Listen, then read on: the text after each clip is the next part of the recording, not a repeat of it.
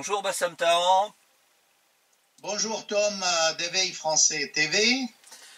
Merci Bassam Tahan de nous recevoir en interview pour faire des commentaires très complets, sans nul doute, sur la situation de la seconde ville de Syrie, Alep, qui, d'après les informations, serait désormais totalement libérée puisque un accord aurait été trouvé entre les Turcs et les Russes pour évacuer le reste des terroristes et de leur encadrement probablement occidental en direction du gouvernorat d'Idleb qui lui par contre reste occupé par la mouvance terroriste bien connue comme celle du Front al-Nusra.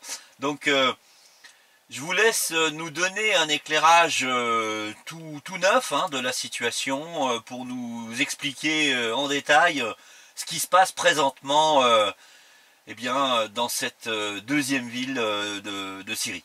Merci. Vous savez, comme je suis alepin, ça me choque un peu qu'on dise toujours la deuxième ville de Syrie. Alep est la première ville économique. Et puis, vous savez, au début du siècle dernier, au niveau démographique, Alep avait un nombre d'habitants beaucoup plus important que Damas. Bon, vous savez, ça c'est un peu la rivalité entre les cités antiques. Oui. Les deux cités, Damas et Alep, rivalisent de beauté, d'histoire, et chacune veut être la plus vieille ville au monde encore habitée. Moi, comme je suis alepin, je pencherai pour Alep. Je comprends, bien sûr. Vous savez, ça me met un peu de bonne humeur de savoir qu'Alep est libérée et non pas tombée comme certains veulent nous le faire croire. Elle n'est pas tombée, elle est libérée tout simplement. Alors, revenons maintenant, essayons de brosser un tableau de l'état des lieux à Alep aujourd'hui. Vous avez parlé d'un accord, il faut préciser que cet accord est intervenu entre la Syrie, la Russie et les Turcs, et la Turquie, mais pas en passant par le Conseil de sécurité. D'accord. Parce que le Conseil de sécurité, si vous avez suivi, c'était une série de palabres, d'accusations contre les Russes et les Syriens, mais qui n'avaient aucun fondement. Et là, je salue Vitaly Chourkine, le représentant de la Russie, qui a dit à la représentante des États-Unis qu'elle parlait comme Sœur Teresa, alors que en fait l'Amérique, les États-Unis ont beaucoup de choses à se reprocher dans leur guerre, leur bombardement. D'ailleurs, vous avez vu que ça n'a pas ému grand monde le fait que Palmyre soit attaqué par Daesh. Absolument. Forcément, puisqu'ils étaient derrière. Mais enfin, ou par exemple l'attentat en Égypte. Oui. Et tant de choses qui passent. Au Yémen, par exemple. Également, ouais. Toutes les 10 minutes, il y a un enfant yéménite qui meurt de faim. Oui. Et avec cela, les États-Unis soutiennent toujours le royaume saoudite contre le Yémen et la coalition panarabe qui massacre un pays arabe, un autre pays arabe qui est le Yémen. D'ailleurs, on se demande pourquoi les médias français sont si silencieux sur tout ce qui se passe au Yémen. On n'entend pas parler du Yémen. Absolument. Alors, donc, ceci dit, vous savez, revenons à Alep, mais pourquoi il y a un lien entre Alep et le Yémen? Vous savez, selon Dussault, un ancien orientaliste français du début du siècle dernier, les premiers Arabes qui ont habité près d'Alep bien avant la conquête musulmane, c'était des Yéménites. Vous voyez? Il y a une immigration du Yémen vers le nord. Le croissant fertile du nord a toujours eu comme, si vous voulez, affluent de population le Yémen. À chaque fois qu'il y avait une rupture du fameux barrage de Mareb, tout près de Saba, hein, tout le monde connaît la reine de Saba, oui. Il y a eu un exode vers le nord. Revenons à Alep, donc. Alors, on n'a pas de cesse de se lamenter dans nos médias sur le sort d'Alep en disant qu'il y a des massacres de population. Oui, oui. Alors, j'ai écouté à Genève, moi, la conférence de presse des responsables. Alors, qu'est-ce qu'ils disaient? Ils disaient que ce qui était sûr, c'est que les terroristes ont tiré sur la foule de civils qui voulaient quitter le petit réduit de 4 quartiers aujourd'hui à Alep, oui. Pour aller non seulement vers Idlib, pas du tout, mais vers l'armée syrienne, c'est-à-dire vers la partie est libérée par l'armée syrienne. Ça, ils étaient sûrs. Par contre, le massacre soi-disant de 82 civils par les forces loyalistes d'Assad, ils avaient des raisons pour croire que la source était sûre, mais ils ne peuvent pas vérifier les faits. Remarquez, ils sont honnêtes. Ils n'ont pas dit tout de suite que c'est sûr à 100%. Maintenant, à la lumière de ce que nous savons par les correspondants là-bas, oui. Dans ce réduit, il n'y a aucune organisation humaine internationale qui confirme quoi que ce soit. Ils n'y sont pas. D'ailleurs, vous remarquerez, chose bizarre, on nous a cassé les pieds avec l'héroïsme des casques blancs, oui. Qui travaillaient dans Alep Est. Mais ils sont où ces casques blancs, hein? Ils ont disparu, ils sont où dans ce réduit? Pourquoi on ne les voit plus? Ça prouve que ce qu'ils produisaient comme vidéos étaient des vidéos de propagande. Oui. D'ailleurs, le petit enfant a été choisi par casting, n'est-ce pas, ce petit enfant mignon qui se touche le front, sans avoir mal d'ailleurs, comme quoi il est blessé. Vous vous souvenez de cette vidéo qui a fait le tour du monde, hein, oui. Comme publicité. Regardez, d'ailleurs, tous les clichés de ces casques blancs, c'est un homme qui court en portant un enfant. Oui, hein? Absolument. Oui. Et là, je crois que certains journaux français ont repris un de ces clichés anciens, oui. Où un homme bien habillé ou bien maquillé pour faire l'affaire portait un enfant qui n'avait rien. Hein?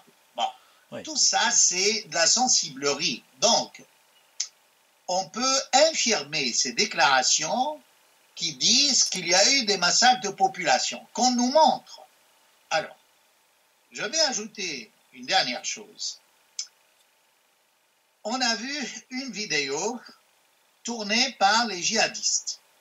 Mmh. Ce sont 2 djihadistes qui se plaignaient de la mésentente entre groupes, hein, qu'ils appellent Fasa'il, et de la lâcheté des chefs islamistes de ces groupes en disant que personne parmi ces chefs n'avait le courage de sortir et de négocier avec l'armée syrienne. Ils sont tous terrés et ils laissent leurs hommes comme ça. Hein, devant le fait accompli, on ne peut rien faire. Cette vidéo, ce n'est pas l'armée syrienne qui l'a diffusée, c'est la chaîne Al Jazeera. Et on entend, moi je l'ai entendu, je l'ai vu. D'ailleurs, sans doute, Al Jazeera, à la fin, ils étaient un peu embêtés. Ils ont coupé net la vidéo. Ça se termine par l'accusation des chefs des djihadistes. Mais il y avait des phrases, on voit les lèvres bouger, mais on n'entend pas le son. Donc, Al Jazeera n'avait pas intérêt à ce qu'on entende ce que ces 2 djihadistes disaient de leur chef et de l'État. Alors, donc, cette trêve signée n'a pas été respectée pendant la nuit. Oui.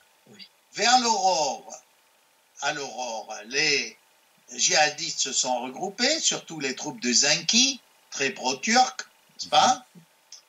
anti-croisés, comme ils disent, à fond. Hein. Je vous rappelle que Zenki, dans l'histoire, est représenté comme un héros contre les croisés. Et donc, on ne voit pas comment, franchement, l'Occident continue à soutenir ces gens-là.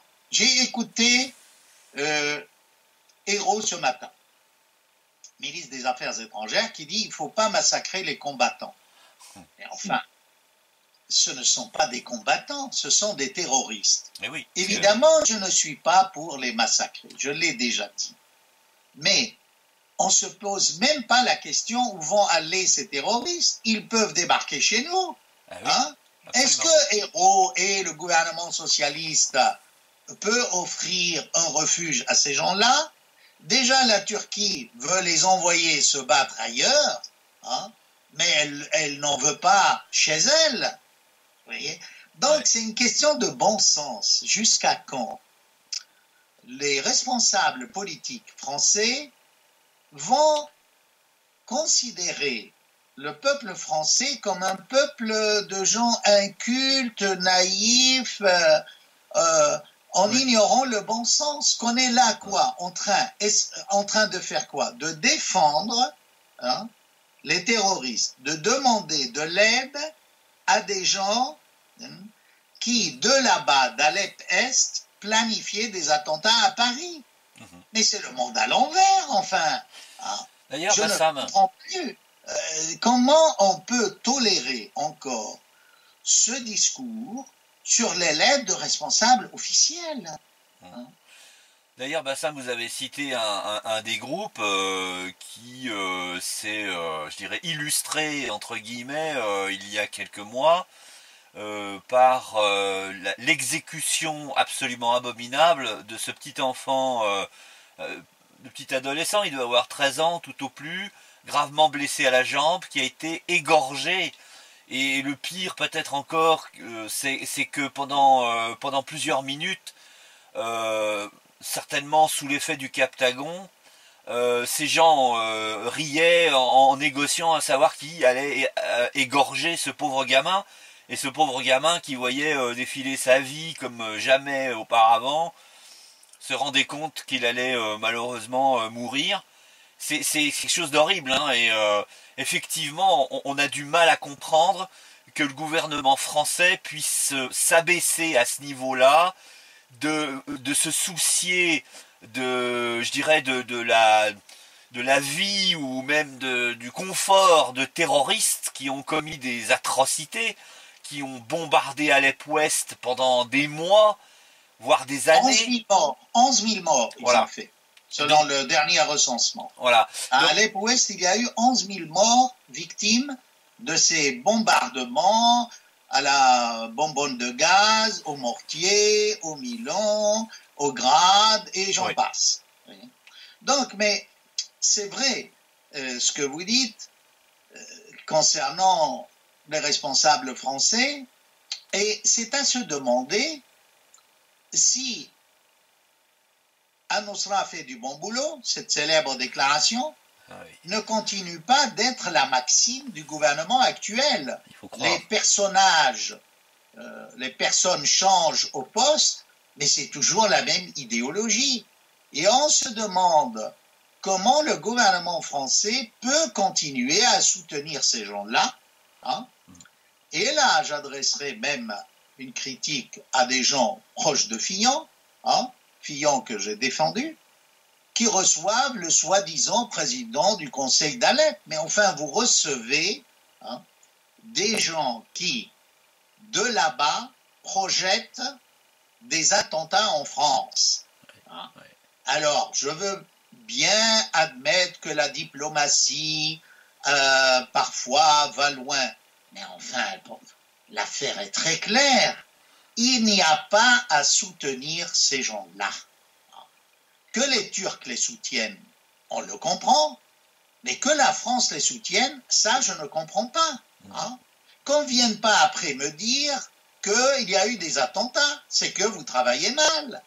Enfin, on ne va pas aider les terroristes islamistes, il y a à peu près 1000 groupes en Syrie, hein, et continuer à dire nous sommes pour la démocratie, c'est des modérés. Nous tombons dans la même erreur que les Américains. Jusqu'à maintenant, les Américains ne veulent pas dire qui sont les modérés. Pour moi, il n'y a pas de modérés, hein. Mais enfin, oui. Admettons qu'il y ait quelques farfelus baptisés modérés. Mais par rapport à la masse des groupes terroristes, ils ne représentent rien du tout. Vous voyez ? Et je rappelle que même cette coalition interne, coalition syrienne, elle a expulsé pratiquement un bon nombre de femmes qui étaient membres. Oui. Et elle est à plus de 80% formée d'islamistes qui ne se cachent pas. Oui. Donc là, on comprend mieux que finalement, la France soutient les islamistes. Alors, à quoi sert cette réunion entre Cazeneuve, le nouveau Leroux, ministre d'Intérieur, hein, pour essayer de récupérer les musulmans de France et en même temps, hein, d'aider les terroristes en Syrie? Non, là, franchement, il faudrait qu'au Parlement, il y ait des députés courageux, hein, oui, qui puissent poser les bonnes questions au gouvernement. Hein. On ne peut pas continuer comme ça. Voilà. Donc, je terminerai par un détail. Vous voyez, on nous dit il y a eu des incendies de maisons. Les gens brûlent les maisons. Pour le moment, on n'a rien vu. Je vous dirais qu'à l'époque des multimédias, je ne comprends pas qu'il n'y ait pas de scènes filmées. Même les djihadistes peuvent filmer ces maisons et nous les envoyer. Ben oui. Il n'y a rien vu. Il y a eu une vidéo, toujours la même, de ces deux djihadistes, entre guillemets, qui montre quoi? Qui montre un dépôt d'armes, oui, de farine, de produits alimentaires, oui, en masse, hein, c'est des tonnes qu'il y avait. Et puis dans un coin, effectivement, il montrait que ça brûlait. Vous comprenez? Oui, si ça brûle, c'est que ça a reçu une bombe ou un obus de l'armée syrienne. Oui. C'est-à-dire ces dépôts où sont réfugiés les djihadistes, c'est normal qu'ils soient bombardés. Alors l'incendie qu'on voit à l'image est l'incendie du dépôt et non pas d'une maison habitée par des civils. Vous voyez? Et là, on voit que ils sont dans la précipitation, les chaînes arabes perdent un peu la boussole, oui, et nous servent des vidéos qui les condamnent, oui, qui prouvent le contraire de ce qu'ils veulent prouver. C'est-à-dire qu'en fait, les bombardements de l'armée syrienne sont bien ciblés, hein, contre des djihadistes et non pas contre des civils. Voilà, si vous voulez, pour... Alors, il reste quoi, 2 à 3% d'Alep qui est encore occupé par ces islamistes. Et ouais, à mon sens, il faut 2-3 jours pour terminer cela, parce que ce sont eux qui n'ont pas respecté le cessez-le-feu. Et en attendant, de plus en plus, il y a des terroristes qui se rendent, oui, et des civils qui arrivent à fuir. Entre hier et aujourd'hui, il y a eu 6000 civils qui ont pu échapper. Voyez? Et puis, les islamistes se rendent par centaines.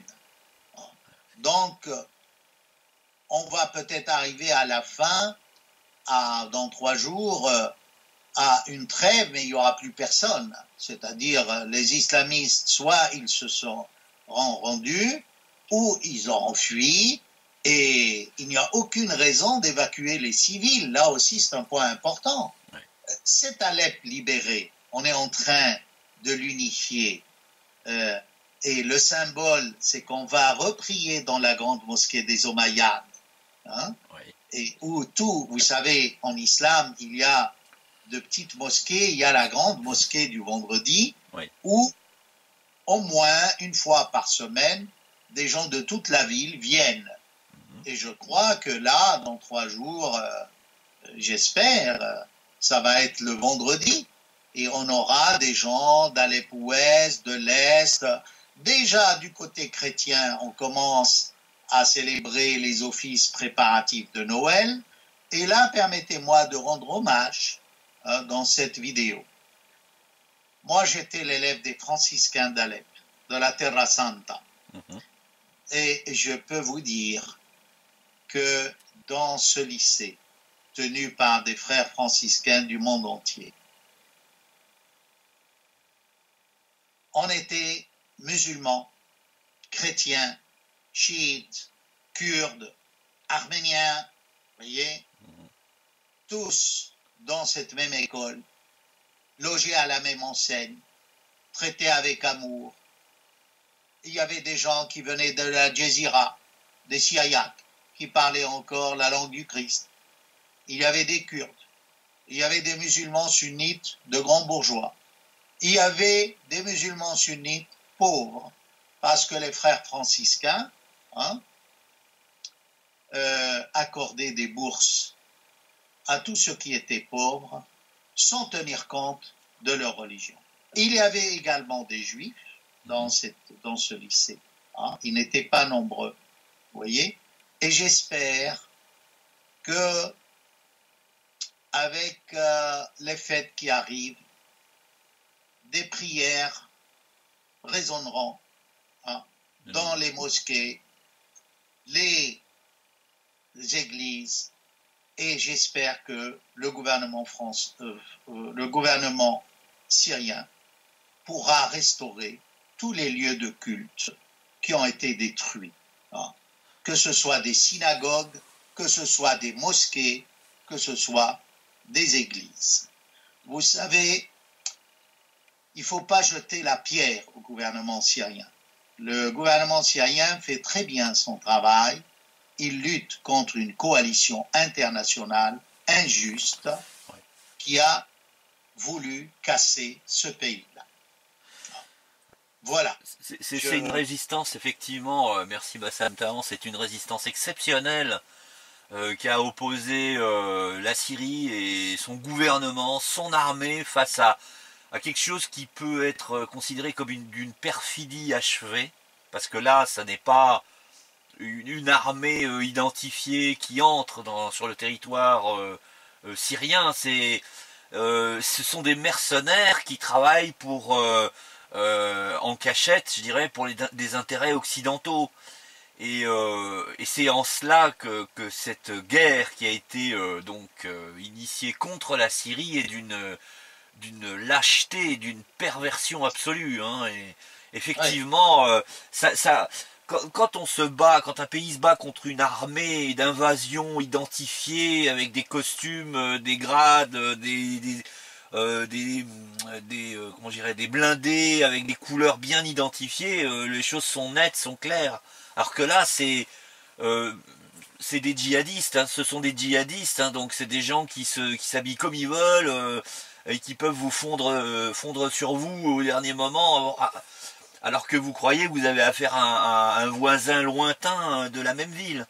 C'est dire à quel point la bataille a été d'une extrême difficulté, et c'est la raison pour laquelle la libération de la poche d'Alep-Est est extraordinaire, parce qu'elle est déjà foudroyante, le terme n'est pas trop fort, elle est foudroyante et elle remet clairement en cause la totalité du plan d'assujettissement du Moyen-Orient par les États-Unis.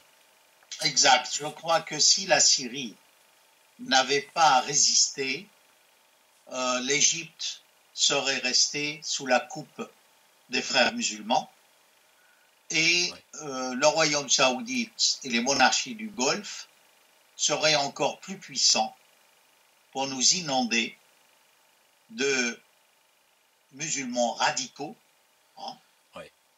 et pour renverser cet Occident.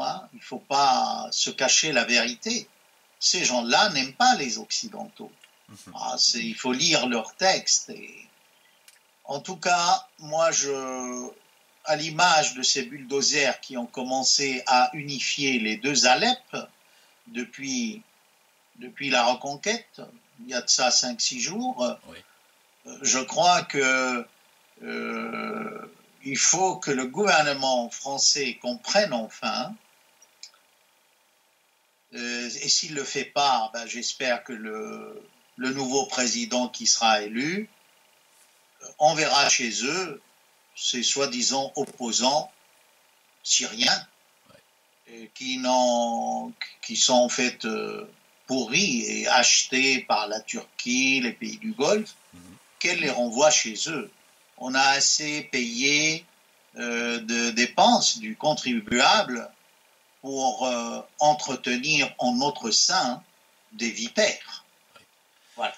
On peut même envisager, qui sait, hein, dans un avenir proche, avec une justice restaurée, de faire payer à ceux qui ont autorisé ces gens à se réclamer d'une quelconque autorité en Syrie, de payer de leur propre poche les dépenses qui ont permis d'entretenir cette espèce de, de farce, hein, au sens négatif du terme, cette farce d'opposition syrienne, hein, comme cette espèce d'ambassadeur, je dis cette espèce parce que je ne vois pas très bien ce que cet individu peut faire en France en tant qu'ambassadeur de Syrie, n'ayant reçu aucun mandat pour cela. Hein. Alors, revenons-en, si vous le voulez bien, à Alep, à moins que vous ayez évidemment des commentaires supplémentaires. Hein. Moi, je crois que il y aura sûrement des justiciers syriens qui poursuivront et ces soi-disant opposants. Hein, et on est en train de travailler sur des dossiers. Tous ceux qui ont appelé à une intervention étrangère contre leur pays. Oui. Mais c'est de la haute trahison, ça, d'une part. Absolument. D'autre part, j'espère que le gouvernement va changer.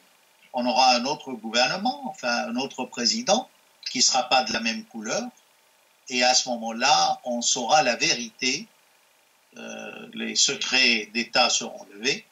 On connaîtra toute la vérité sur le rôle, sans doute, infâme de beaucoup de responsables européens et français dans la destruction de cette belle Syrie qui leur a rien demandé et qui avait des gens qui vivaient heureux. Hein.